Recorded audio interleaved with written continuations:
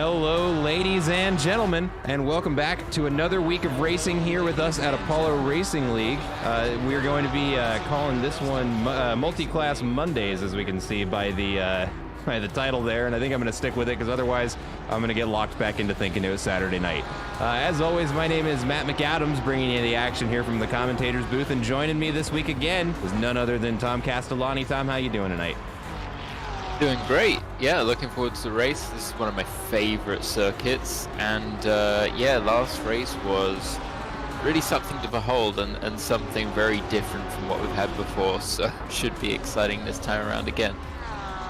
Yeah, I'm very much looking forward to it. Suzuka, world famous track's got the of course I'm forgetting what it's called now, the Ferris wheel that we all know and love so very much. But I could talk about this track all day, but right now we are just starting the first hot lap of qualifying. It's going to be Carter Bennett out in front of the pack, getting a good run into turn one in that 720 Ferrari. Something just to remind everybody, even though I already mentioned it, it is going to be multi-class, which means we have a split qualifying session. So right now the GT3 cars are going to be out on the field getting their opportunity to set those quali laps first, and after the first 10 minutes has passed, then it will carry on into the BMW M2's qualifying session, and we'll get to see just how much of a pace difference there's going to be. And at a longer track like Suzuka, that's going to lead to some very, very interesting racing right around about lap 5. And then things will get very spicy. Absolutely, yeah. As soon as the GT3s start encountering the M2s, it throws an extra spanner into the works in terms of everything that they have to deal with. For both classes of car. I mentioned before that anyone in the M2s, they're going to have to be keeping an eye on the rearview mirror very keenly as they receive those blue flags, but they'll also be trying to keep their pace and not lose out to the cars in front and behind of them. They're in their own battles, so that's why we love multi-class racing. It's just something unique. It's just so much more dynamic. It introduces strategy into the race that you ordinarily wouldn't get to experience during just the standard 1 hour sprint. So when you've got a whole bunch of cars that are all the same pace, I mean, yeah, you probably will see a couple of lap cars by the front runners, but when you mix in an entirely different class, it really does shake up the field and leads to a lot more what's the word I want to use? A lot more planning required from the drivers, just in trying to set up their overtakes and pick the right times to be battling on the track. There are definitely a lot of wrong times to be battling on the track. But we're going to start getting some of our first valid times across the line here. Mateus Alves is going to be the first one with a 2 minute, wow, two very quick times back to back. That's going to be a 2 minute .615 for Mateus Alves. Hayden Hasselbrock with a 1:59.640. Julian Lafesseur 2 seconds off of that with a 2:01.640, and Jack Linderer across the line with a 2:03.442. Eric Godsacker as well with a 2:03. But just crossing the line there, Xu Chen to snag provisional pole from Hayden Hasselbrock with a 1:59.547. So great to see Aiden Hasselbrock and Julian Levesser back racing with us here today, because I raced with them as teammates at an Enduro that ARC held at Paul Ricard, and God, that was a lot of fun. But Xu Chen keeping the time at the top there, as Eric Gottsacker, Jack Lindner, more drivers getting times in. We've got a couple of people. Ooh, it looks like we have a yellow flag up at the midway through the S's there. And Robert Noble is going to have it towed back to the pit. Got a couple of other folks looking to make some pretty big improvements right here. Jack Linder up over a half second. Jan Stam up to 1.1 seconds coming around the hairpin. Let's see if he can hang on to it coming up and over the hill. 1.2 seconds, and he's got a good line set up to come here and cut that apex and have a great look over at Spoon. This will be go for it. What I wanted to say is that Julian, I happen to know, is a bit of a Suzuka specialist as well, so very happy to see him fighting for the top spots there. And Matt Byrne as well is back with us, former champion here at ARC. So, two cars, two Lamborghinis getting very close to one another. One of them going off the track there. So, even in qualifying, a couple of cars fighting for position there, just for some road track position. Yeah, and unfortunately, it's going to cost both of them their lap, with Eric Gottsacker going off into the runoff and Xu Chen having to slow down substantially just to avoid a collision there. He's going to have to take another run at this lap. But he's got the pace there. He's just got to get it lined up right. Actually, crossing the line now, Jan Stam going to hang on to that 1.4-second lead that we saw earlier in the lap, and is going to set a 2:01.860, and that's good enough for 6th place. Casey Bennett also looking to make a big improvement here. We can see him, getting a little bit loose there on the exit of the Dagners. Dagners? I forget. I'm going to have to Google it. Either way, came around there pretty hot, but gets it back under control before the hairpin. Although he's got a little bit of company there with a lime green Porsche in his rear view mirror. It's going to keep him on the attack. Or excuse me, no, he is the Porsche. Why did I think he was driving the other car? I don't know. I'm out of my mind. We've, I was going to say one to watch was Brian Katz. Brian has just put in a time, so currently sitting in, cannot see. Brian's sitting in 16th, but yeah, it's important for all the drivers to be able to get a clean lap, because right now Bennett and Lou Benora as well both have not had a clean lap in, and they only have just over a minute now, because once we hit 10 minutes in the session, then all the GT3s have to come in and the M2s will be going out, so it actually shortens the qualifying session for everybody. That it does. So not a lot of time left for those last couple of GT3s to get a time in, and I understand why I got confused. I was mixing up my Bennetts. There's Casey Bennett and there's Carter Bennett out on the track. I'm sure I won't make that mistake again tonight. All of the C Bennetts, yes.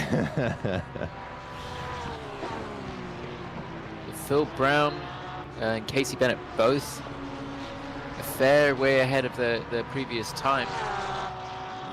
As is Jade Russell here coming around 130R. And nice and tidy line through there. Now through the final chicane. Using all the track there, really brings it out wide. Nice kiss of the apex there on the exit. Now we just got to bring the lap home. 1.3 seconds up. Let's see if we can squeeze in another 10th on that downhill charge. Looks like we're more or less going to hold it, but that's going to be a big improvement for Jade Russell. Shaves a little over a second, or just under a second and a half off the lap, and moves themselves up into 14th place.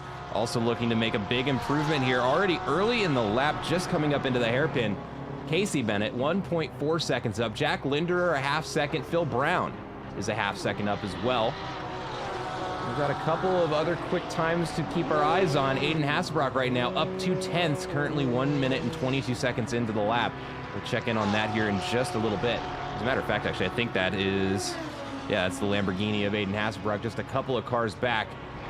Casey Bennett hanging on to a 1 second lead, coming around 130R. Loses a bit of time into the brakes. Let's see if we can't scrap just a little bit more out of this as the time lapses for the GT3s, and the M2s are going to go ahead and begin their walk out onto the track. We see the Ferrari behind Casey Bennett diving into the pits. He's going to go ahead and throw away that lap, but Casey Bennett going to cross the line with a personal best. And that's going to be good enough for 8th place with a 2:01.565. Let's just go ahead and take a final look at our GT3 grid here. Xu Chen qualifying in first place, Aiden Hasselbrock in P2, Mateus Alves in P3, Matt Byrne, I think is going to try and go for one more lap, although I don't know if he missed. Oh no, he's just having a little bit of fun trashing that Lamborghini before it matters. Andrew Jaski also finishing up a lap, and Ice Tin is also looking at finishing up a lap. But taking a look back at the M2 grid, things are already stacking up a little bit just on the out lap. Let's see, who is that out in front? Looks like, is that the 111 car? I can't quite tell. It is. That is going to be Nathaniel Stewart out in the front of this pack of cars. We got a hello, everyone, from Exia in the chat. What's going on, my friend? Man, just watching these cars come around these corners 40 to 60 kilometers an hour slower really just does put into perspective the pace difference between these cars. I'll be very curious to see how much farther off of those pole times in the GT3s are the quick M2s end up being. Right now, go for it. I was going to say we got to look out for Anthony Jones, who was going very, very fast last race and lost a couple of positions only to the pit stop. Alex Arduin was very, very quick, and as well Matt Damon was holding their own in third place for much of the race. So those will perhaps be the quick drivers again, but we'll see. It's a different track.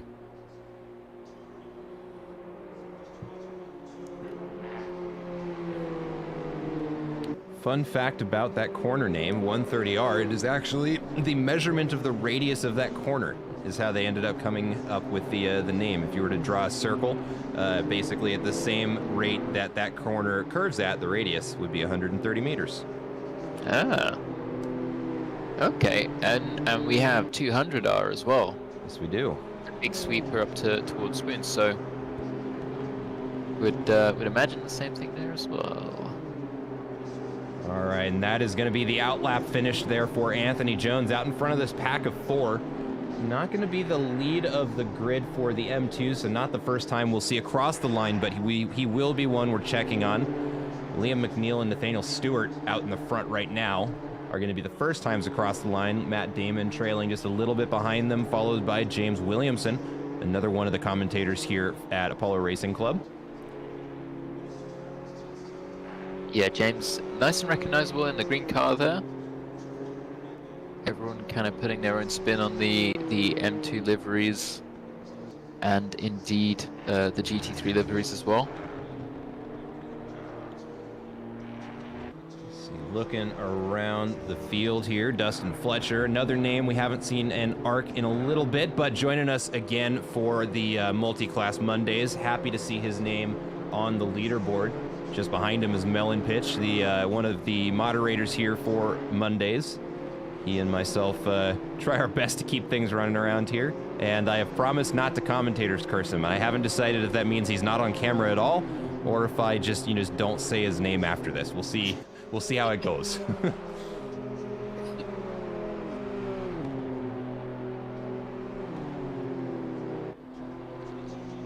Yeah, so for Lubanora and Arta Bennett, they could find themselves on the grid a fair way behind a number of M2s. If there are other M2s that don't set a time, then they won't be behind everybody. But you would imagine a lot of these cars are going to get a valid lap in. Yeah, that's going to be the hope. Although in their case, it's going to be pretty easy for those GT3s to get themselves unstuck after about the second turn. So it shouldn't be too terribly difficult for them starting back there. It's not like it's not like a non-quali in a single class race. But we're about to get some times across the board for the M2s. Let me go ahead and throw up those personal bests just so we can get an idea of where everybody is standing. Right now, it looks like Anthony Jones going to be the fastest one across the line with a 2:18.650, followed by Melon Pitch in second place with a 2:19.157. Dustin Fletcher just behind him by a little over a second with a 2:20.262, but Alex Arduin sneaks in with a 2:19.710 to take away third place. Got some more times coming across the line. Let's see, Matt Damon with a 2:27, Cody Barrett with a 2:29.75, just off that pace by a hair is Liam McNeil with a 2:20.992, and Nathaniel Stewart not far off that with a 2:21.265. And actually, we've got 3 cars very close to one another as far as those times go. Michael Locke just behind him with a 2:21.330, and James Williamson with a 2:21.385. So it is looking like it's going to be a pretty competitive field, but as I say that, I look over at Anthony Jones' time, and he is 0.5 up on his second lap around. Anthony was always just a rung above everybody in GT4, and he's just showing again quite the class and the level that he's driving at. Even after coming in after a bit of a break from a Corsa Competizione, yeah, he's just got it. So the rest of the field certainly is still quite tight together. So even if he's stomping away, I mean, hey, he'll still have to deal with GT3s. That he will, and it'll be interesting to see how he handles that, because he's not far off from some of the slower times. I mean, granted, yes, it's a 10-second difference, but I mean, being at a 218 with the next fastest car is a 207 and it's a different class, that's pretty impressive. Micah now with 0.7 ahead of their previous times, so standing to make a fair jump up the field from the 21.3 would bring them. Oh my God. He is in the 217s. 217.880 is now the time to beat in the M2 field. That is going to be difficult to beat. Matt Damon working his way through the S's here. Very tricky corner, the very last one in that complex. You really got to be patient on that throttle so you can set up Dunlop, which is this next sweeping left-hand corner uphill. And it's kind of a fading grade away from you, so you really got to be careful not to let the car fish out too wide. But it looks like Matt Damon doing an excellent job of keeping it going now into the dangers.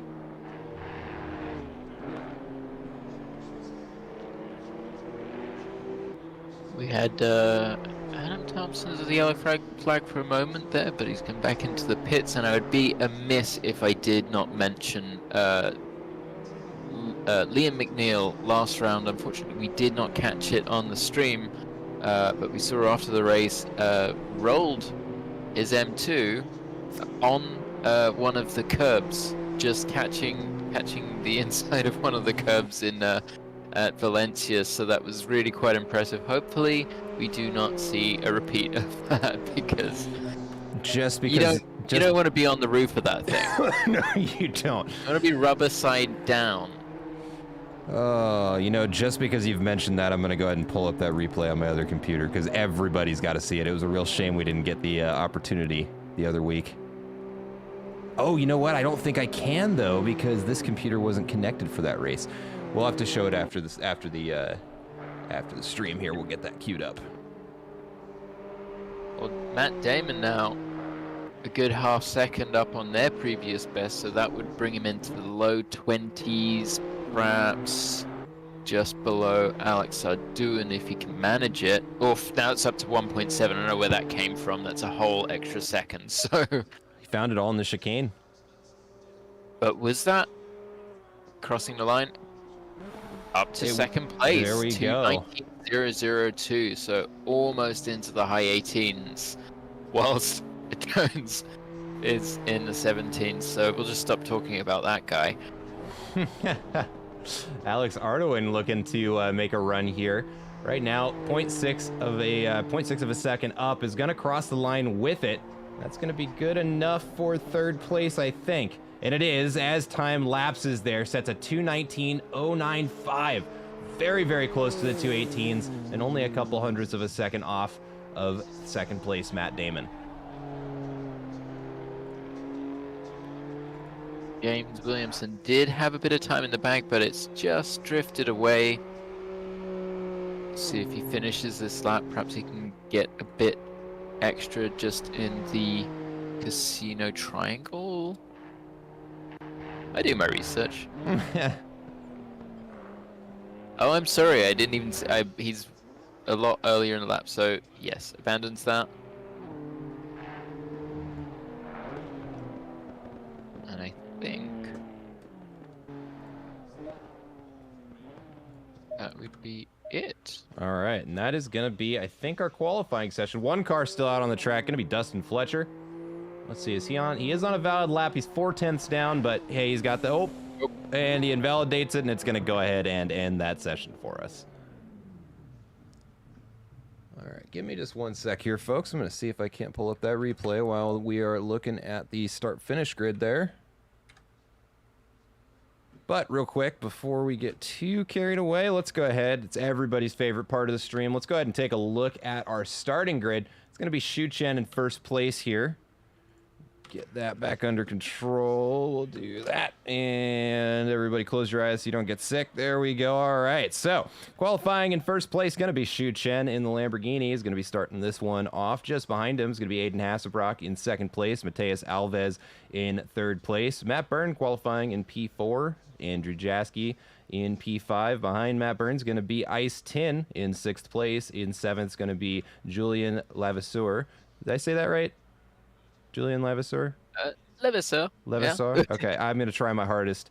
It's just going to be the dumb American showing today. Anyways, moving on, it's going to be Casey Bennett right next to him in P8, Jan Stam in P9, and Phil Brown to round out the top 10 for the GT3 field, followed by Jack Linderer in P11, Robert Nobles in P12, Alexander Barnes in P13, Jade Russell in P14, and Eric Godsacker in P15.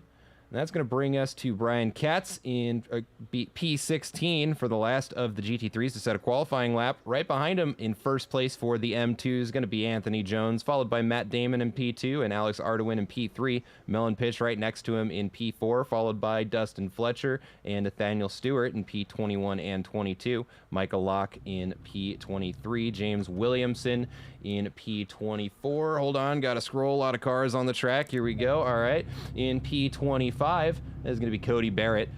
Can I have my control my camera back? There we go. Okay. P25, Cody Barrett. In P26, going to be Liam McNeil in that white and purple BMW right there. That's going to be followed by Joshua Kimball there on the left in P27. Craig R. in P28. Adam Thompson in P29, followed by Carter Bennett and Louis Benora, who did not set a valid qualifying lap. And now we begin our formation lap.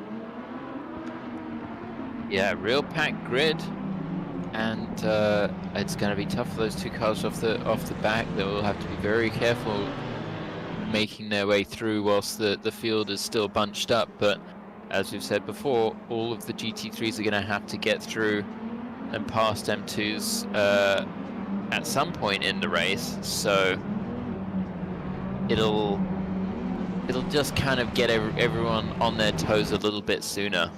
We've got a short formation, or a full formation. It is a short formation lap tonight. Okay, so we're heading to the line.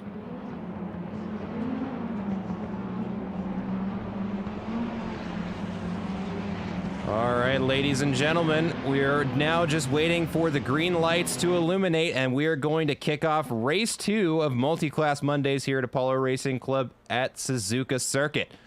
Go ahead and say a final thank you to everybody who's tuned in, and get strapped in for the rest of the race. And here we go. Shu Chen going to be leading this off. Gets a good start running down the front straight.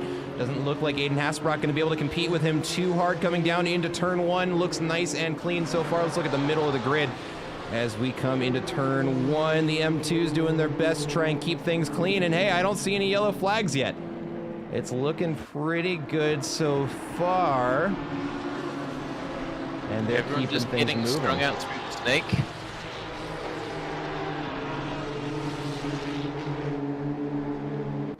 Already got some of those non-qualifiers moving their way through the grid here, and it actually looks like Shu Chen's fallen behind Aiden Hasselbrock in the S's, and now he's going to be chasing that other Lamborghini down into Dengar 1.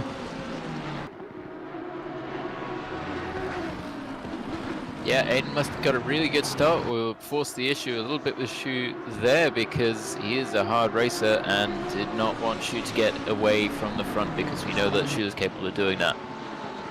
Indeed he is, but Shu now has another very competent driver to deal with in the form of Matt Byrne behind him and another Lamborghini. That is going to be some very tough competition there, to be certain.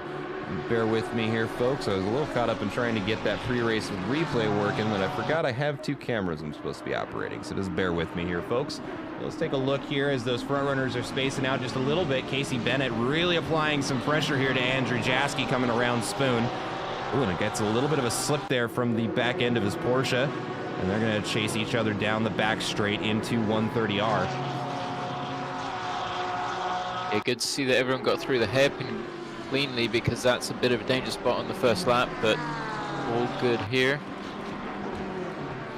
A little bit of a shakeup here in the M2 field. It appears Anthony Jones has fallen back 2 positions, has gotten overtaken by Matt Damon and Alex Ardoin. It looks like he's trying, looks at the inside, just has a look and decides to slot in behind him. Hangs a little bit of an inside line, goes late for the brakes coming into the chicane. They almost touch rear quarter panels, but Anthony Jones keeps his nose out of it for just now. Let's see if we can set up a good exit of the final corner here. Looks like he's pretty much just going to follow in tow and get a nice draft down the straight. Maybe have a look at an overtake in turn 1. And there is the pit window opening. Fortunately, this time we got the configuration file sorted out, and we'll have the scheduled pit in the middle of the race, but a little bit of a yellow flag there for Phil Brown. Looks like he gets caught out wide through the S's, and now he has Robert Nobles right behind him, and actually quite a few cars right behind him in what looks to be almost a 6-car grid as they come racing around the exit of Dunlop into Danger 1. And yeah, Phil just acting like the cork in the bottle there as he had to check up, and now he's got a big old train of cars, and if one gets through, then the rest will want to try and get through as well. Anthony Jones getting past Matt Damon, it looks like. Ooh, and a wide line there for Phil Brown.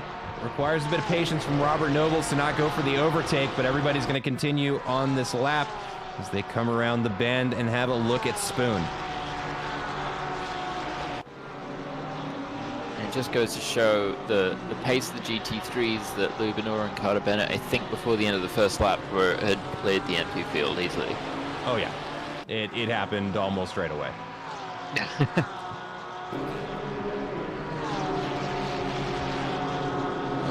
Got the other camera working now. Let's go ahead and get both these cameras running. There we go. And now that's ready for us the next time we need it. Okay. Xu Chen gonna set a 1:59.8 during the race. Is gonna be the new fastest time on the board. Let's take a look over here at oh, I thought we might have an overtake here. It looks like Robert Nobles was going to try on the inside there.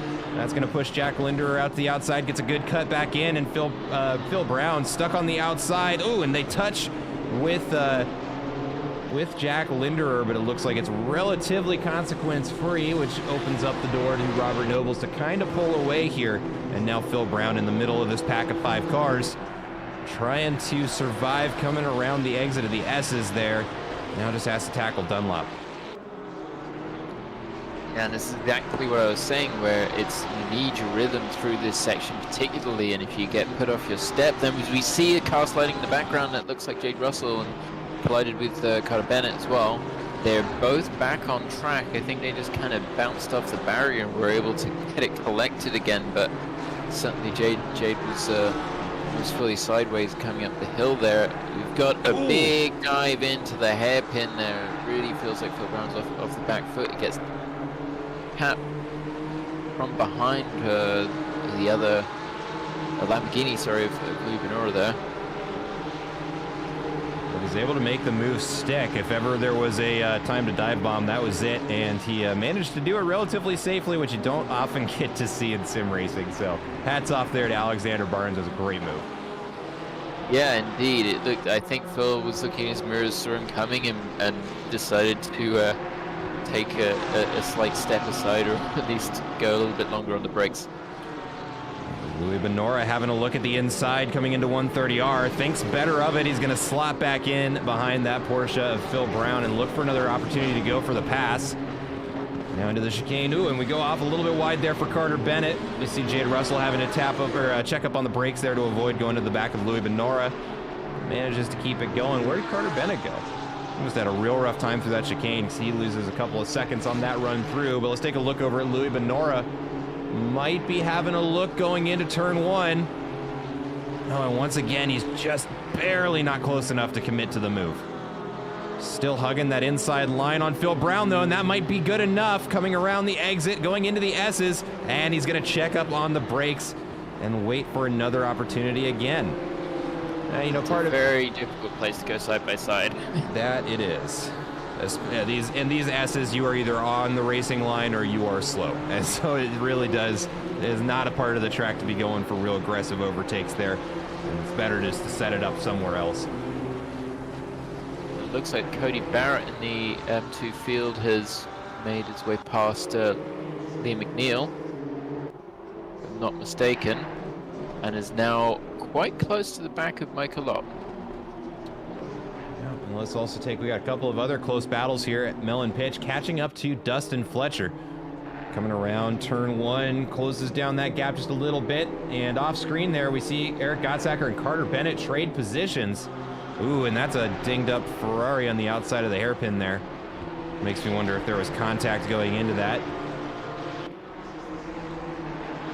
Yeah, indeed, Carter definitely getting back on track there, and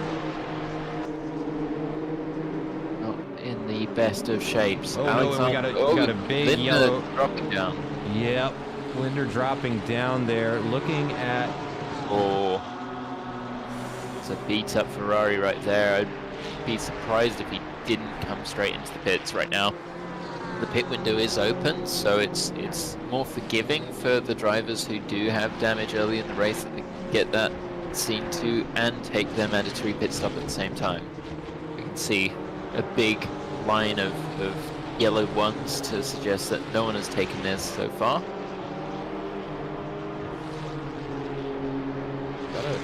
But he stays out. And he must not be enough damage to justify the early pit stop. Either that or he's just not fueled for it.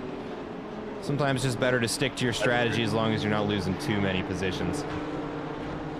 Yeah, sometimes even if you wanted to take that early stop, it takes time to try and add the fuel in the MFD. Remember, you're kind of doing every job as the driver, your own pit crew as well in a way.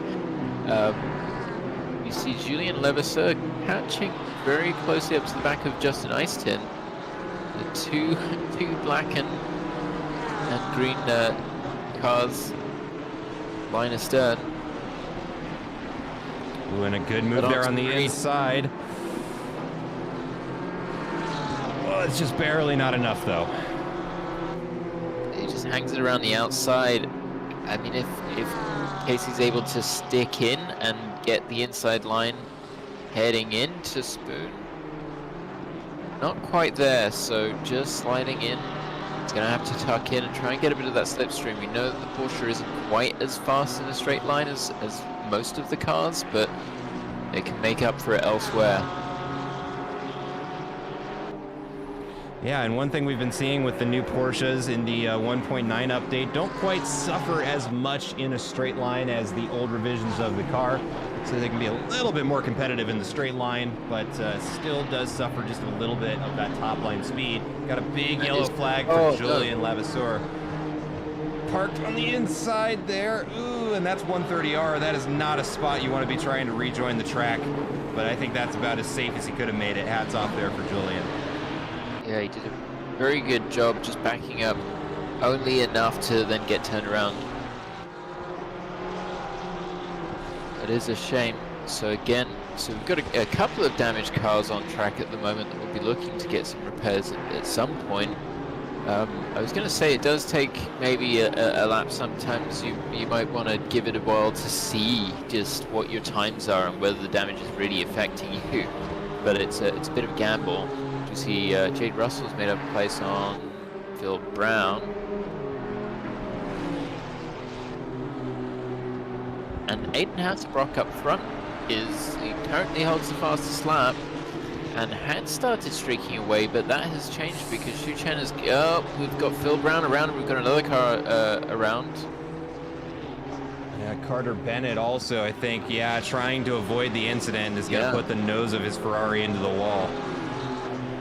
And that would be the second time Carter has been off track in a short few laps, so very tough view for that driver. pretty big cut of the track there for Anthony Jones, trying to get back out in front of Alex Ardoin. I'm sure he was praying for the no time gained there, but it looks like it's gonna work out for him because he is now in the draft of Alex Ardoin, chasing him down the front straight. He might be in striking position. Oh, he looks, oh, he was thinking about it. He was thinking about it, and then he hesitated and puts himself off the track, and that's a lot of ground lost for Anthony Jones that he's gonna have to make back up. And as I say that, we can see Matt Damon going the scenic route on the outside of turn 1 as well. Also of note in the M2 field, Dustin Fletcher and Melon Pitch still at it, lap after lap. We're about 13 minutes into the race now. These two have been glued to one another. It's starting to make me wonder if Melon Pitch is getting lightheaded from those exhaust fumes off of Fletcher's car, but he is not deterred. He is still pushing him all the way through the S's. And these two, very, very good friends. They've done a lot of endurance racing together. I'm sure this is a lot of fun to hear in the radio channel right now between these two. Indeed. I was actually just intrigued to know what happened to Anthony Jones at the beginning. I was looking and it just looks like he got just bogged down a little bit. Didn't get the start that he would have hoped for, and got swallowed, and very sensibly was patient, knowing that, you know, he had an hour to manage the race, and it probably gives him something a little bit more interesting to do. Maybe he did it on purpose, who knows? It really is up to the drivers to decide how they want to do this, and I'm starting to watch the GT3 front runners because they're starting to kind of weave their way through the M2 field. Like I said, about 5 laps into this race is when things are going to start getting interesting, because the M2s are still pretty bunched up, and those GT3s are a little bit more than just a bit quicker than them. As we can see there, with very little effort, Mateus Alves able to get around him in the middle of the corner now through Spoon. Let's see if he sets up a good exit here, and he's going to have James Williamson in his crosshairs next. And this will be another pretty easy pass here. Yeah, just look at the speed difference there. Yeah, and that helps so much. I think if you're in the same class of car and you start getting blue flags, not to, well, you know, I think I'm kind of giving away my pace there, but it's a really difficult track to let someone by on, but here with the pace differential of the cars, you can see, you know, you can just pass on the straight, which is, there's a couple of those and a couple of opportunities for that to happen. So it's, in a way, makes it a lot easier. That it does. Here, let's take an opportunity to do a little bit of onboard action here with Xu Chen. Chasing down first place Aiden Hasselbrock, coming through the S's, and we picked a perfect time because look at this. He's going to come up into some M2 traffic here. Oh, and it's going to get very tight as they try to go for the pass on the outside. It's the only way through there. That's really going to compromise their line coming up into Dunlop. But it looks like they both handle that perfectly fine. But Xu Chen comes off it a little bit worse there than Aiden. He's going to have to work to make up a little bit of ground. You can see just how unsettled the car gets coming through the Degners. He's really pushing that Lamborghini as hard as he can, and he is closing down that gap. Let's see what he does through the hairpin.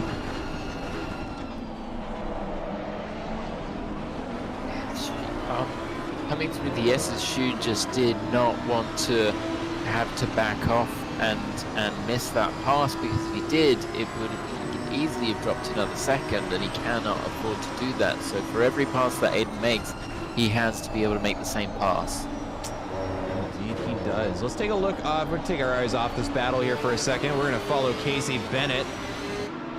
So he is caught right up to the back of Justin Eiston. Now we've got a little Porsche and Lamborghini action here, coming around the exit of the hairpin up into Spoon, and he's really pushing that Porsche as hard as he can. It's going to be another very tricky corner on its own, but when you're pursuing another car you want to get in front of, it just adds that much more complexity to an already difficult corner. When you see he runs it out just a little bit wide and has to lift, and that's going to give the gap to Casey Bennett he needs to be able to, to Ice 10 to be able to focus up here. But now 130R is next, and they've got 2 slower cars in front of them. That's going to be Melon Pitch and Nathaniel Stewart there. Oh, that's a rough time to catch up to somebody. The Porsche is going to get bumped, but is able to catch the slide. Let's see, Ice Tin. Yeah, Ice Tin's just going to have to deal with losing the position there. Yeah, we'll have to see whether AC decides to give that position back, because it was a fair old hit coming into the chicane.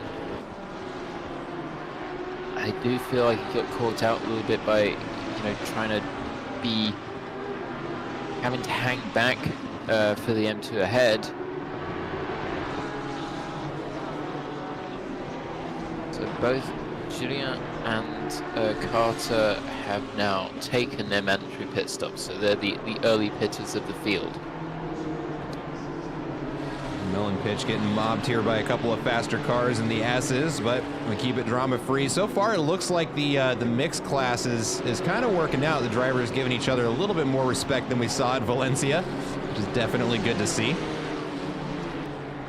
Yeah, definitely. It was that first few laps where it was an unknown to everybody was hectic, but everyone learned really fast. That was the great thing to see. The kink before the hairpin is a really tricky spot. If you're trying to go in side by side, and that curve on the right hand side, if you take any of it really, not just too much, it can kick you out. But Lubinora getting very, very close to the back of the Ferrari now, and he's way off track. He got caught right out by the braking there and took avoiding action rather than plowing into the back, which was very good of him to do. But now he's actually come out in front of Matt Damon. He'll be fine on the straight, but he's going to have to try to make that time up. Honestly, that was... Louis got away with that one. Yeah. Yeah. Yeah, that he did. Not often you go into the inside of Spoon and you're able to actually stop the car. Ordinarily, that's just straight to the Shadow Realm. But Xu Chen has caught back up to Aiden Hasselbrock in the battle for first place in the GT3s is heating up. And as I say that, Anthony Jones has caught back up to Alex Ardoin, racing down the pit straight, and he might, he's definitely going to have to follow through there, but he might set up for a pass here going into the S's. Another Lamborghini sneaks through there and almost catches the back of Alex Ardoin. That's going to be a blessing for Anthony Jones, because now he is right back on top of that BMW in front of him. Yeah, Anthony cutting it very fine with the tuck back in there, but judged it to perfection.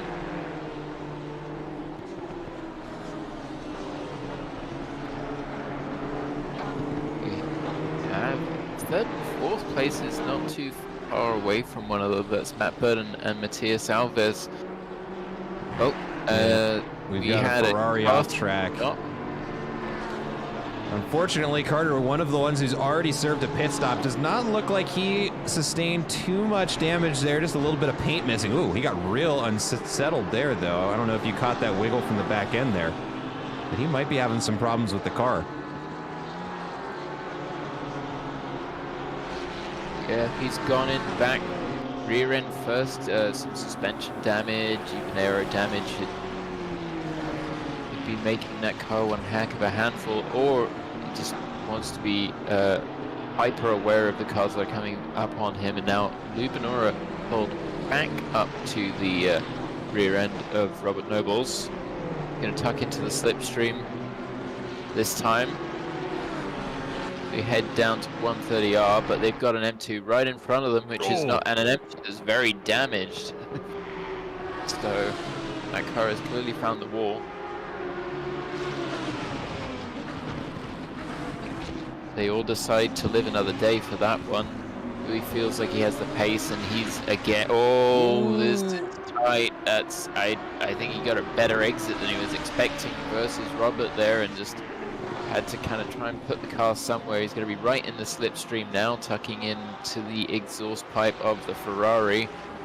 Robert driving a very good defensive race right now, giving Louis nowhere to go, and Louis getting, he's oh man, putting the car literally everywhere, as they say. He's on the grass, so just needs to try to find a way through. It's tough when you have the pace, but the driver ahead is just keeping their cool and putting their car exactly where it needs to be, making it, was 3 cars wide. That is, yeah, that's a defensive strategy out of Robert Nobles that I'm sure comes from experience. It can be very easy to get flustered when you got a car that's just all over the back of you, but really the only responsibility you have as a driver is just to put your head down and run your laps, and it's showing because he's really not having to put up too aggressive of a defense. He's just letting the car behind him wear himself out. I just noticed Matt Damon lose a place to Nathaniel Stewart, but that has since inverted. And perhaps we've got a GT3 pitting because, yep. I actually believe that was a disconnect for Carter Bennett we just saw on the leaderboard there. He had another yellow flag, and I think that is just going to be his race over. Yay. Yeah, it's tough sometimes, but you know, you bounce back, you come back the next round, and give it another go. Xu Chen caught back up to Aiden Hasselbrock once again.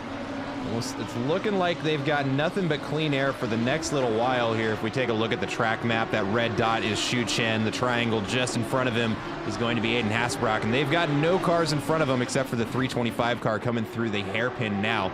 So this is really a race between the two of them for probably the next lap or so. We'll see if they're able to make something out of it. Xu Chen certainly going to be eager to get himself up into first place, and then all he has to do is worry about hanging on to it. We're coming up to the halfway mark here in just about 7 minutes. So we'll see, pit strategy might play a factor in this battle for first place. Absolutely. If you're Xu, I mean, he probably wants to make the pass on track because, I mean, that's racing. That's the fun of racing. It's what we enjoy. At the same time, if he's really looking to get ahead of Aiden and try and get a gap, you would want to think that going for the undercut would be a good move, but he's pulling right into the slipstream. Now as we head into 130R, hanging around the outside, both cars, I mean, very similar pace through there, but to the chicane, still holds it in behind, but just getting very close to Aiden, trying to make sure that Aiden knows he's there, and Xu Chen pushing so hard just to stay on the back there, so it's really unfortunate just coming into the beginning of the lap. That was, you could see him just get a slide on, and it was like a magnet to the beginning of the pit wall. I mean, any sooner and he might have ended up in the pits, but unfortunately that was it. Tuning back into the battle for first place in the M2 grid, we can see that is the Porsche of Brian Katz there trying to squeeze his way into this battle. He's going to get out in front of Anthony Jones there under acceleration, no problem. But it seems like every time Anthony's able to close up on Alex Ardoin, there is just a GT3 to throw themselves right in the middle of it. And sometimes that's how it goes in mixed class. Yeah. Luck plays a big part, I think, to where you get caught and what you do with the hand that you're dealt. So I see James Williamson dropping a couple of places. I don't see a yellow flag though, so he's either coming into the pits or going off track.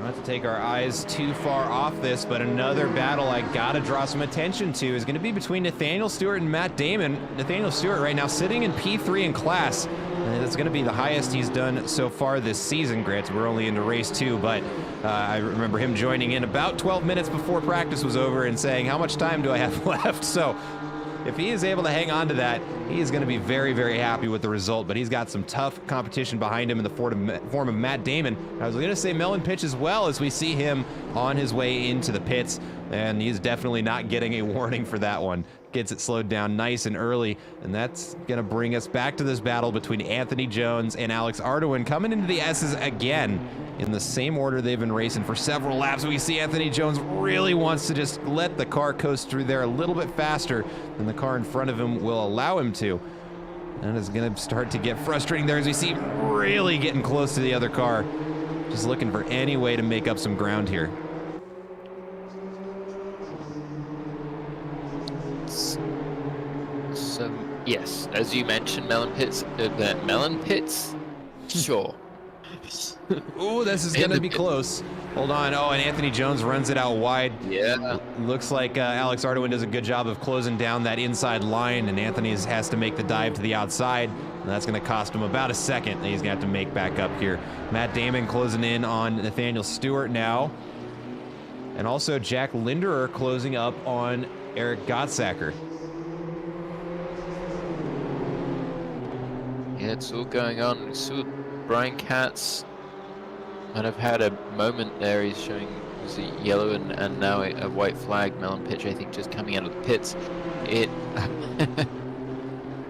is so much to see. It's a very difficult track. It's like trying to count a scourge of mosquitoes.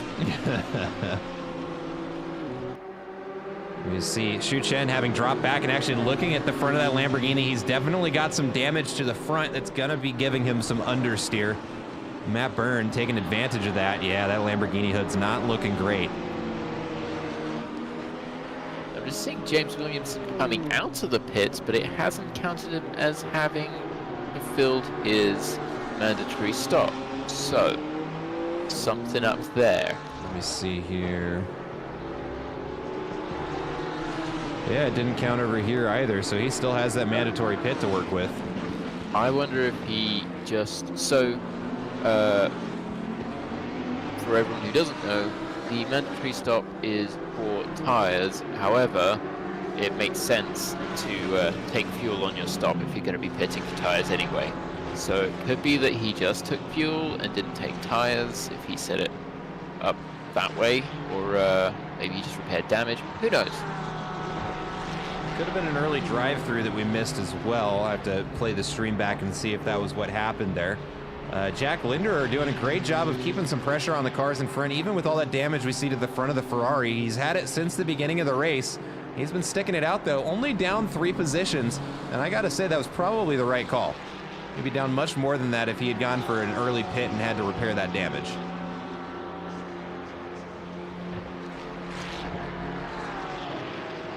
Taking a look up here behind Casey Bennett. Ice 10 has caught up to him. And is looking to make a run on the inside. Not quite going to be able to make it happen, but he's going to be right behind the Porsche of Casey Bennett coming into the S's. It looks like Anthony Jones has also served his pit stop. And a stop and go 30 goes to the 63 car of Xu Chen. Oh no. And that is disastrous for his race. Just going from bad to worse for Xu after that incident. But hey, for us, it throws some intrigue into the championship for sure. That it does. Wow. Okay. It looks like James had a disconnect.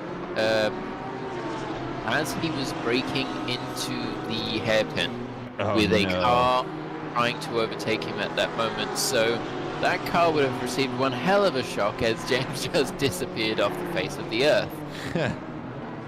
Ooh, there we can see the BMW, the 978 belonging to Joshua Kimball, our resident league owner here.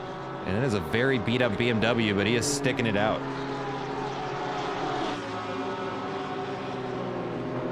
I think it might be the first time that he's driven these cars, so again, trial by fire. Alex Ardoin is in the pit now. Our M2 race leader.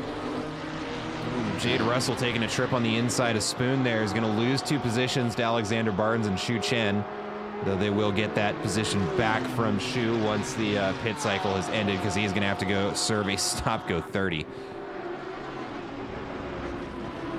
Louis Benara into the pits, as is, let's see, Ice Tin is in the pits as well. Robert Noble stays out. Let's see if Xu Chen comes in to serve that stop go 30 right away.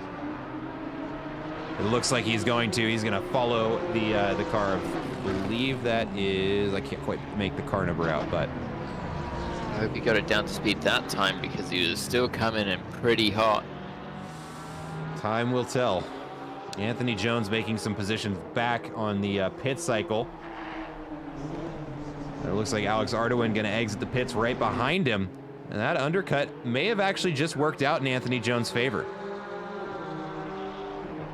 Totally, yeah. He's come out with a good second of basically almost 2 seconds now.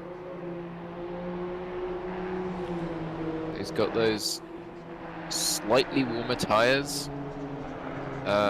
What's the tire warmer situation for the M2s? They do not have tire warmers. No tire blankets for them. And just a real quick update there. Dustin Fletcher going to pick up a drive-through penalty for speeding in pit lane.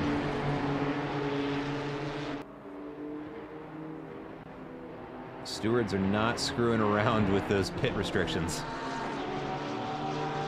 No, and it's...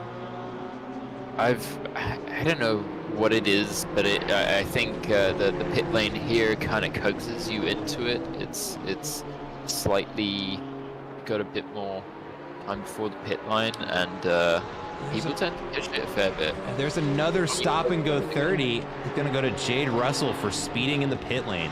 Yeah. Yeah, this is not that the pit cycle not being happy or not being kind to the drivers. And you're right. Yep, Aiden Hasselbrock into the pits now.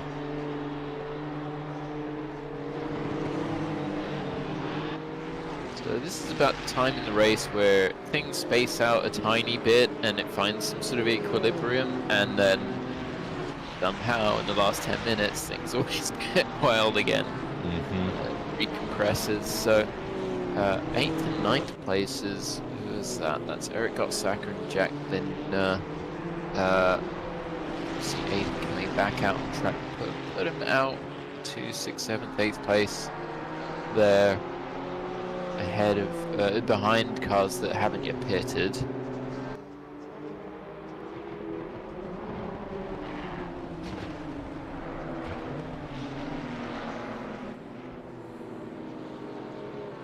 So, right, so Eric pitted as we were starting to look at that, so gives Jack Lindner a bit of fresh air and some room ahead. And Jack, I mean, he got that damage very early on in the race, and we were speculating then as to whether he was going to try and pit right away, but here he is going really late. And again, I mean, as you mentioned, it could be fuel, that he's fueled to pit really late and just has to stick to that strategy. And it is working out for him. His last lap, a little bit slow and off the pace, 2:04.397. Right now his best lap since the beginning of the race. Just a little bit more than a half second faster than that. So it does appear as though he hasn't lost too terribly much pace. So really, as long as he's able to slot in and stay consistent and hang on to the position he's got right now, he only stands to improve once he's gotten back out on fresh rubber and preferably with some downforce in the front of his car. Note, so Matt Damon in the M2 field is the driver going for the long overcut, and I know some people do like to do that, particularly off the front of a race, where you just go as late as possible into the pit window. So it'll be interesting to see how late he leaves it. Millen pitch catching up to the back of Nathaniel Stewart now. Right now sitting in P5, got his eyes on P4, although it might be a little bit higher up there once Matt Damon has served his pit stop. Let me take a look here and adjust for that. 1 second here. So Matt Damon, once he serves that pit stop,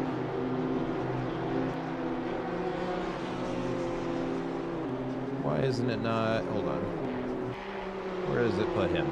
Puts him in 3rd place once he exits the pits. So it does look like Millen pitch ends up in P5 once the pit cycle is over, unless he can get around Nathaniel Stewart before that happens. You see Robert Noble's going to catch up to them in the final corner. It's going to have no problem getting around the two of them.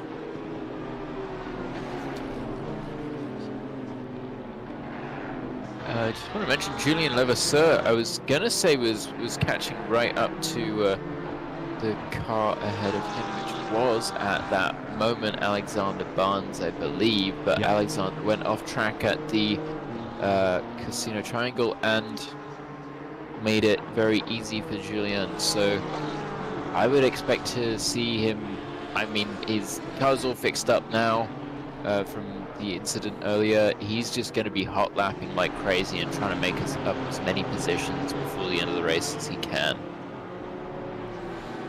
Got a yellow flag for Dustin Fletcher. Looks like at the exit of the final chicane there. And looking at the track map, he gets it moving before anybody catches up to him.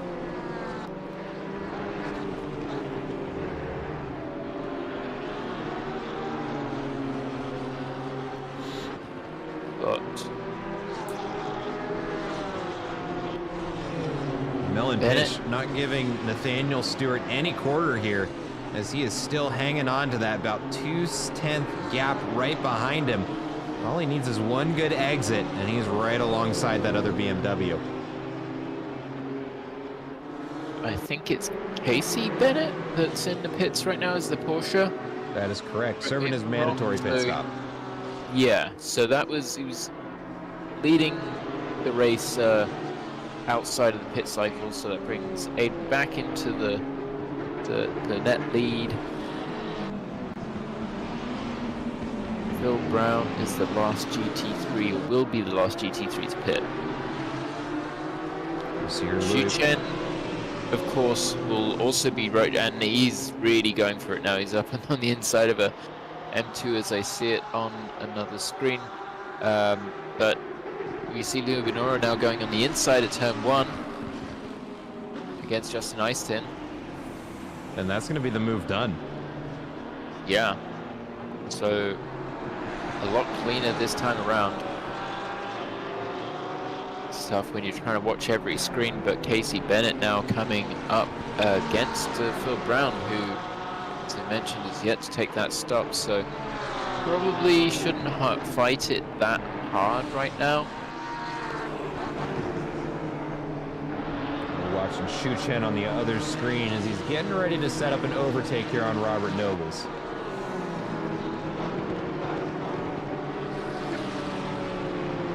Yeah, as we noted earlier in the race, Robert doing some very, very good defensive driving. So, everyone's everywhere. We've got M2s one side and the other.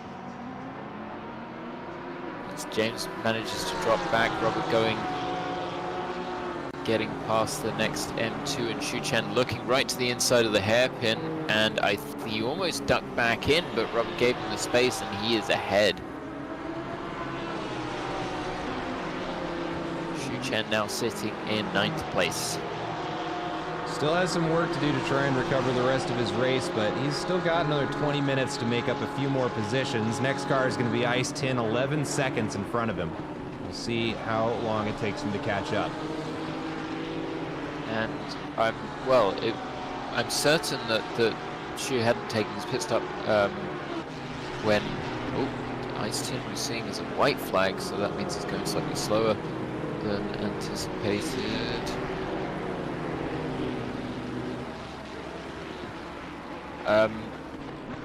Yeah, I would say that Xu elected not to get the damage that he had, at least not all of it.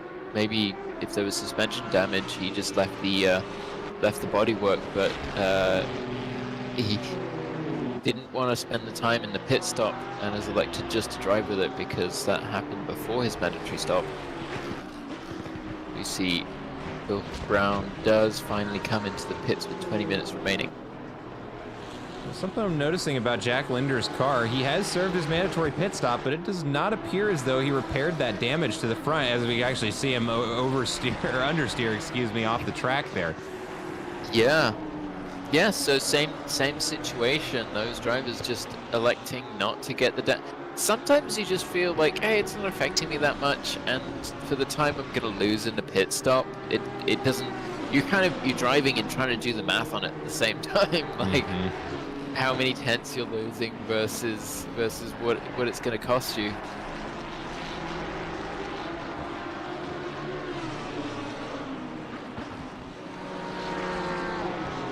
See Julian Levasseur there going for a pass on James Williamson, who has rejoined the race and is not in last place. There you go, that's persistence for you. Ooh, big slide there from Julian, but he gets it back under control and continues his charge here against Alexander Barnes, coming up the hill into the hairpin. Has a look at the inside, but doesn't have any room to make that move happen.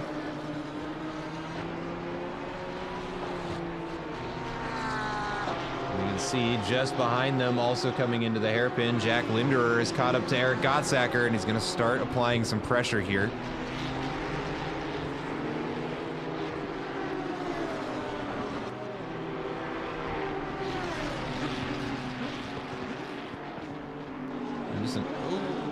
That looked closer than it actually was. Never mind. But also, update on the M2 field. Still looks as though Matt Damon has yet to serve his mandatory pit stop.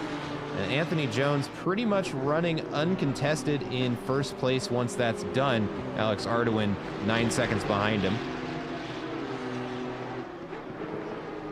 Jack Linder are going to go for a move here before 130R. And they both get around James Williamson. Yeah, I gotta say, hats off to the drivers, at least so far. I haven't seen any big incidents between the classes. Seems like they're keeping things relatively safe out there. That's true. I just saw Jack on screen making well, having to take some evasive action for the car ahead as he got in a little bit hot to the chicane. So it's to do some recuperation there again.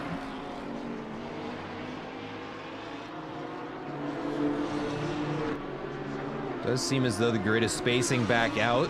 So let's go ahead and watch the M2 field here. It's going to be Mellon Pitch chasing down Nathaniel Stewart. And I believe that is Adam Thompson in that red BMW out in front. He's going to be lapped traffic.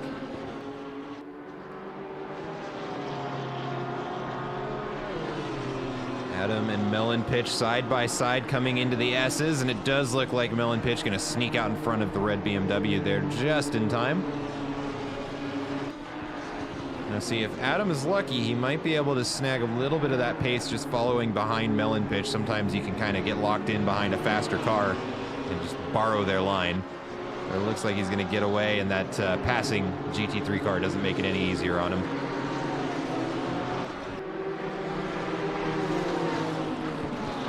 No, it's Mellon's gonna want to try and obviously lose as little time as possible to Nathaniel, but at the same time, the M2s, one little mistake, one little loss of pace can make a big time difference. So I would expect to see Mellon, if he's been gaining as it is, pull back some of that time.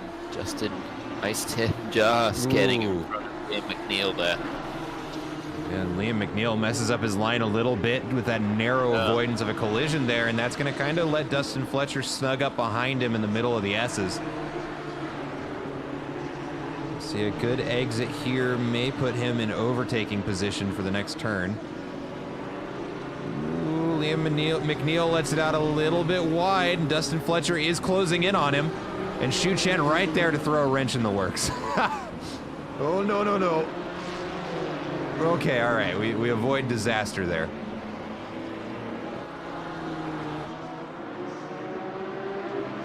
But Dustin Fletcher not letting up the attack. He's still locked in right behind that BMW in front. And now is just kind of looking for the right opportunity to go for a move, and I think it just presented itself. Liam McNeil runs it off a little bit wide. Now they're going to be side by side, a little bit of contact there, some wheel-to-wheel racing. He's going to bump Dustin Fletcher off just a little bit, and Liam McNeil going to sneak back out in front just by a nose. Now Liam goes defensive.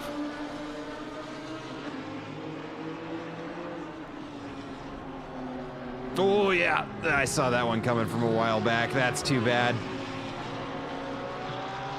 I don't know that I'm not going to say anything. That one might be a racing incident. We need to rewatch 100%. We were just kind of absorbing as that was happening, and that both cars wanted the same bit of tarmac.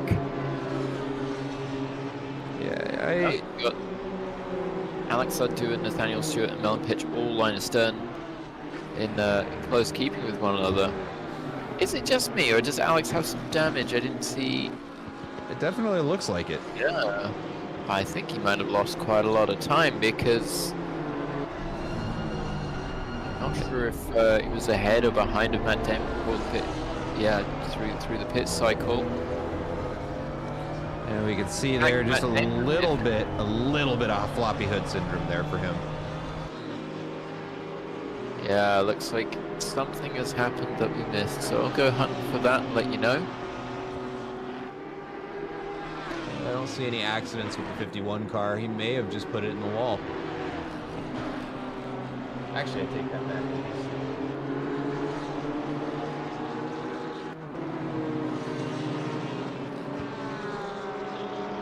Here's that replay in that top corner there. Ooh, it looks like another car loses control, and he just picks up the back corner of it. And that must have been where that damage. Oh no, and then he goes. Else? Yeah. Is it gonna slap on him? It must I have. think With he might the have been heading towards the wall there as he was just starting to slide out off of the. It's really difficult sometimes trying to get rejoined as you lose traction there, and the car just wants to go to the opposing wall.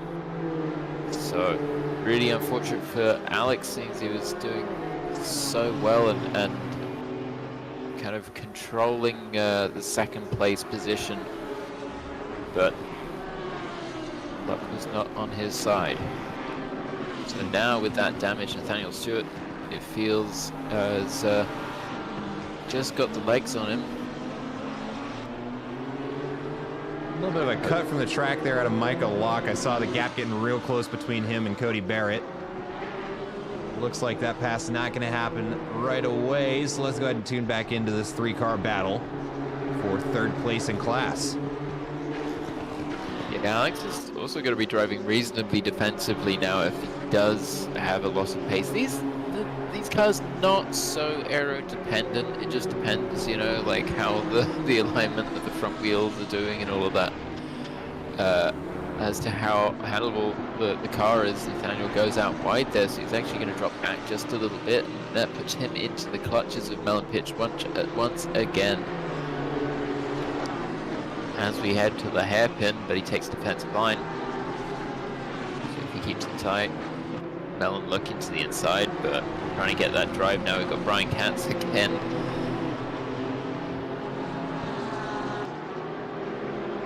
Making his way past very cleanly. Melon just trying to poke his nose in wherever he can find a spot.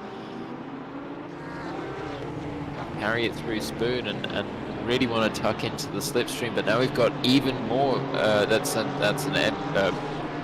BMW GT3 as well as followed very closely by a Porsche, and it's a very busy track indeed.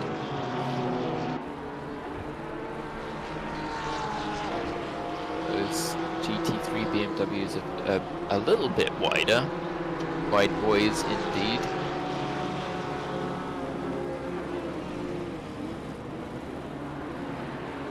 So Cat's not on the same lap as this battle that's happening here. That is Andrew Jaschke followed by Casey Bennett, and we haven't, I feel like Matthias Alves, Andrew Jaschke, Casey Bennett have been in their own race for a good while, well, for the duration of the race. And again, heading into the last 10 minutes, here they are. And speaking of here they are, here is Shu Chen, and Ice Tin has now got him to deal with in that rear view mirror. So you can see the number 63 Lamborghini trying to make up another place after that stop-go 30 early on into the race. Ooh, but Eric Gottsacker here getting very close to an overtake. Ooh, and I see some very damaged cars there. That's going to be behind Jack Linder.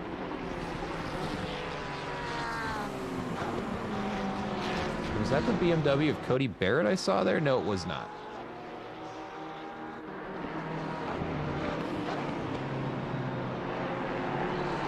Yeah.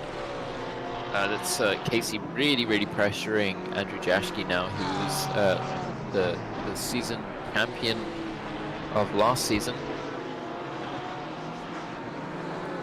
joining us for race 2, and if I remember correctly, he was saying he wasn't going to be able to join at all, so definitely happy to see him back out of the track. Going to have an opportunity to defend his title.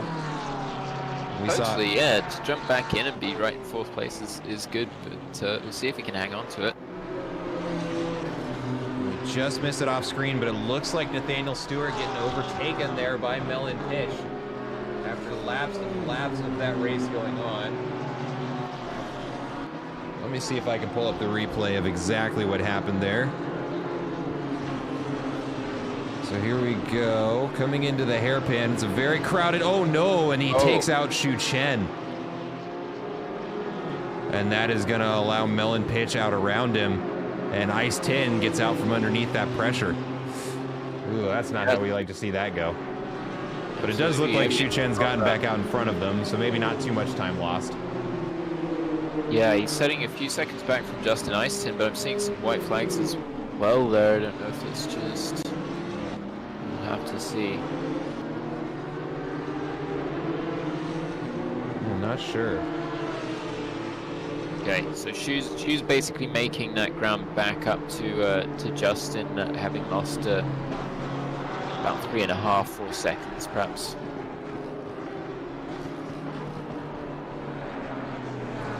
Andrew Jaski starting to pull a little bit of a gap to Casey Bennett on the defense, and he's doing a good job of it. And like you were saying earlier, we haven't seen too much of the race leaders because they're kind of just in their own league right now. Aiden Hasselbrock has pretty much been in command of this race since he got around Shu Chen at the very first lap. Matt Byrne doing a consistently good job as always, holding down the fort in 2nd place. Got about a 5.5 second gap to the next car. In 1st place, Mateus Alves also driving a phenomenal race. Last lap was a 2-minute flat in 0.947, which is very, very fast this late into the race. Andrew Jaski, we've been seeing a little bit of recently, holding down the fort in 4th place, under some pressure from Casey Bennett, but right now Robert Nobles is in the crosshair from Jan Stam. He's gonna catch up to the back of Melon Pitch there. And gets around him, no problem. Looks like Jen Stam is behind him, does the same. And Casey Bennett has gotten close to Andrew Jaski once again. I want to keep an eye on these two coming up into Spoon, giving the little warning blinkers there to get around the M2. M2 almost caught in a little bit of a slide. They're gonna have to way over slow here to try and make Spoon. BMW goes off wide and the Porsche loses the back end. Looks like he locks up and loses control, and that is going to give some relief to Robert Nobles. We got a big yellow flag here for Phil Brown in the S's.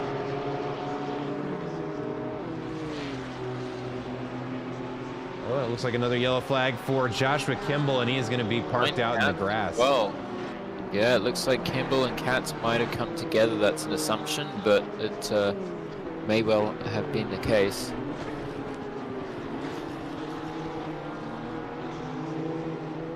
See, I said I was going to look for something, and I've completely forgotten what it was, so we'll...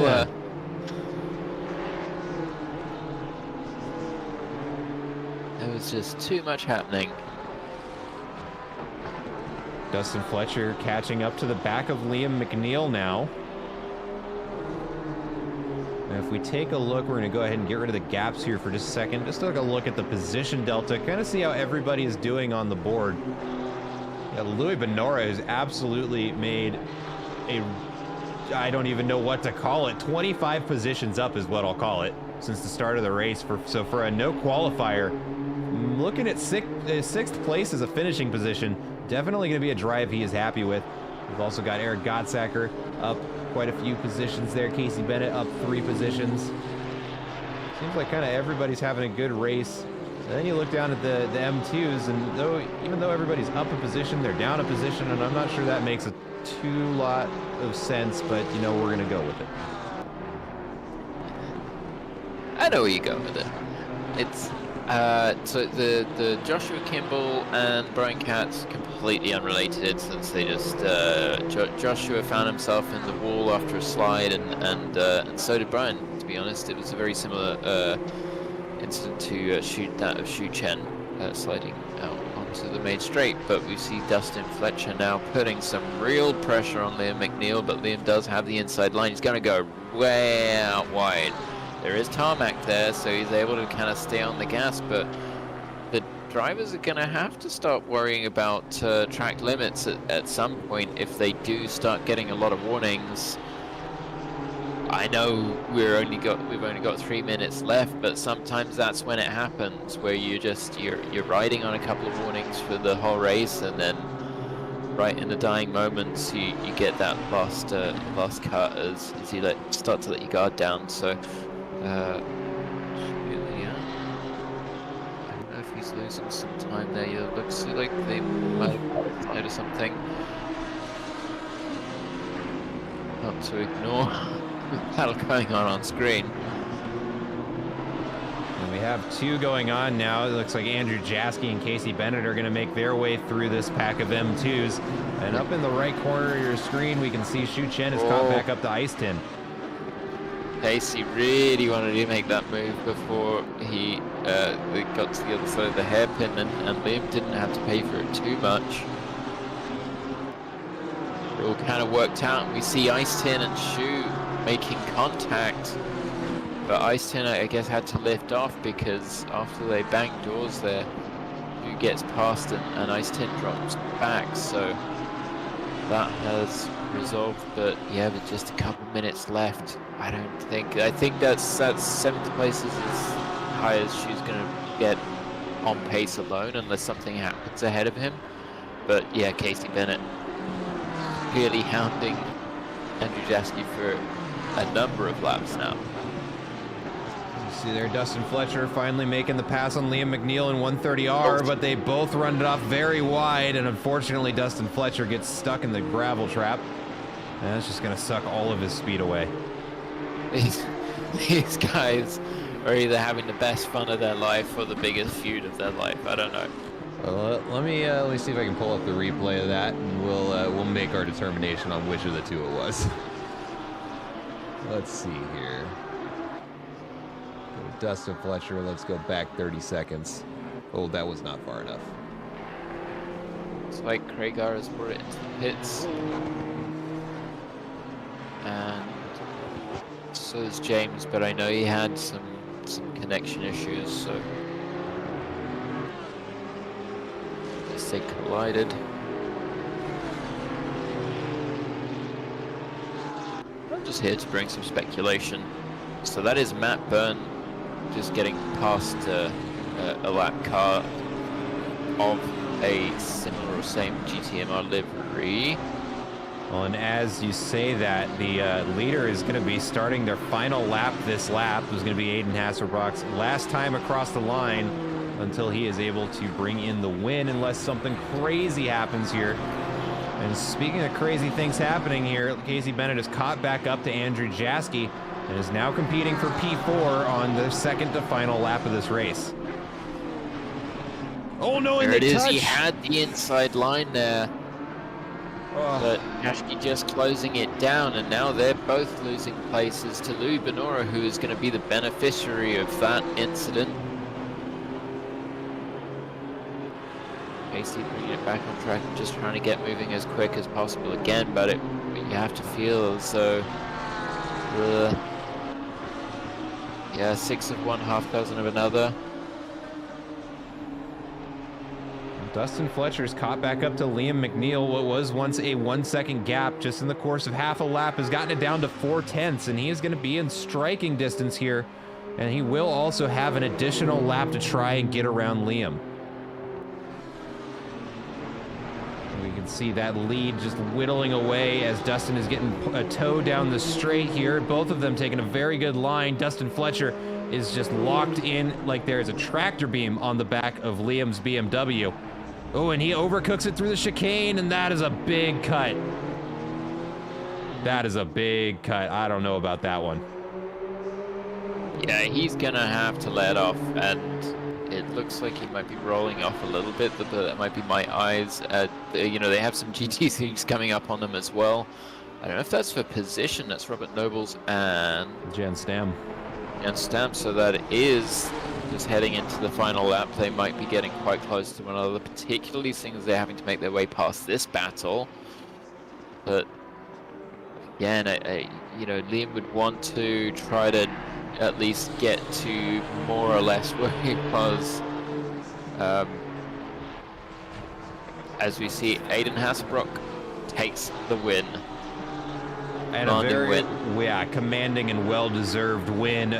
Speaking of well-deserved, just behind him, Matt Byrne going to go ahead and take that Lamborghini for a walk off into the sunset. Mateus Alves going to be finishing in P3. We can see him getting that celebratory sweep in there. Louis Benora coming around Spoon. Still quite a bit of the track left to go, just to give you an idea of how fast these front three were. There was a yellow flag for Jan Stam briefly there, and for Melon Pitch. But has Melon come across the line? He has, and we'll finish in P4 in class. Okay. Ooh.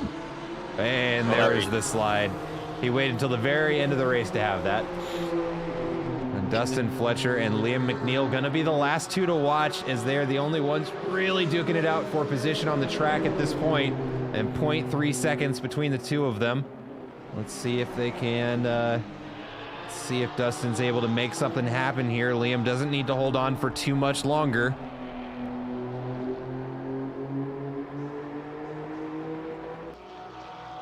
It will be very close there. We can see Dustin Fletcher kind of sneaking up on his inside. Now let's go to the helicam so we can get an idea of the gap between these cars. That is a great spot for Liam McNeil to be able to prevent the overtake there. And yeah, Dustin Fletcher has no choice but to check up on the brakes there, otherwise both their races are over. Yeah,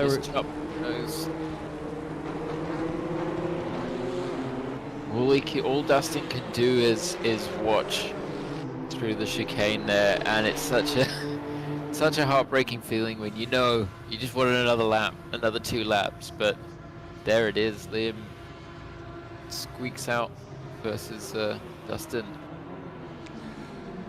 And that is gonna do it for our race tonight, ladies and gentlemen. Let's go ahead and take a real quick look at these race standings. We'll go to the GT3 grid. So, and they leave before I can do it. There we go. Okay, so Aiden Hasbrock gonna be finishing in first place and with the fastest lap of the race. Big congratulations there to him.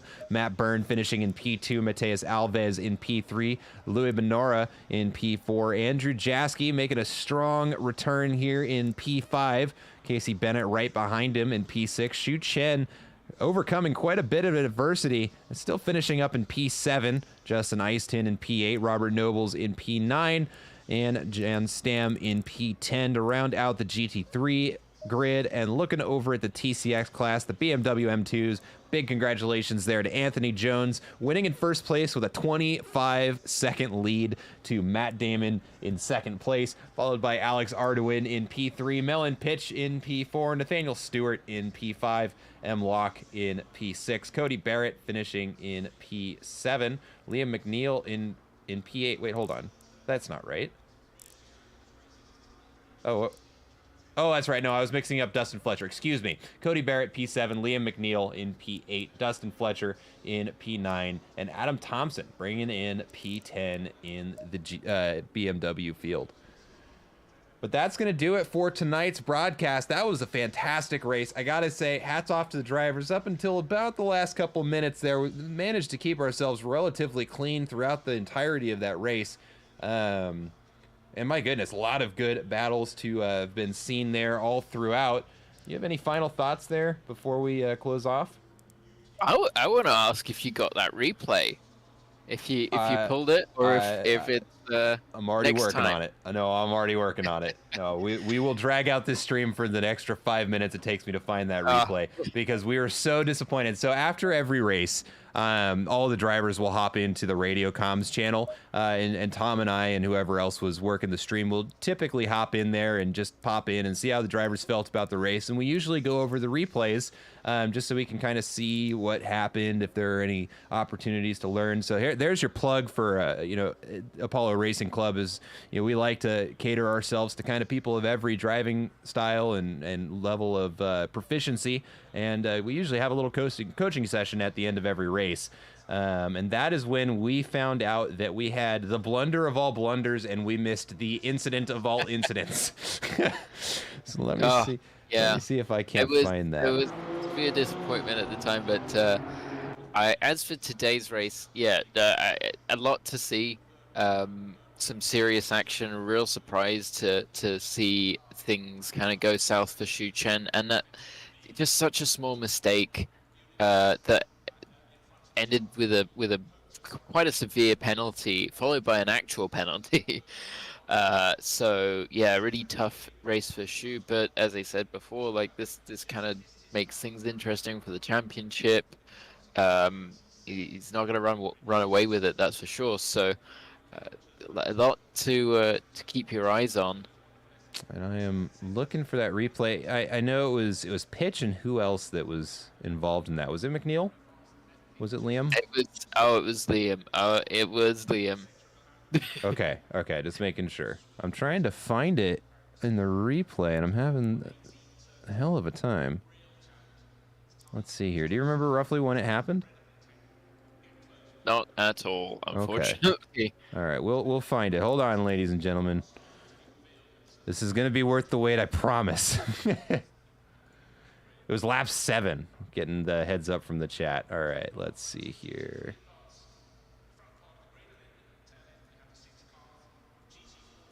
Yeah, see, that's the kind of guy that Anthony Jones is. He's just won the race, and now he's here to help us out. Which bit of the replay we're supposed to be looking at? Okay, I don't see it there. Let's check here. Ooh, that one was a very close dodge there. Oh, there we go. I found it, ladies and gentlemen. Here we go. All right, so check this out. So we got Liam McNeil here. It's saying it's Anthony Jones. It's not. Oh, and over he goes. Oh. Did run right side up. And he puts the rubber side back down and continues his race. But let's take a look here. We'll look at Melon Pitch's point of view, because he had the best seat in the house to watch this happen. So we're chasing him down, we're chasing him down, we're chasing him down.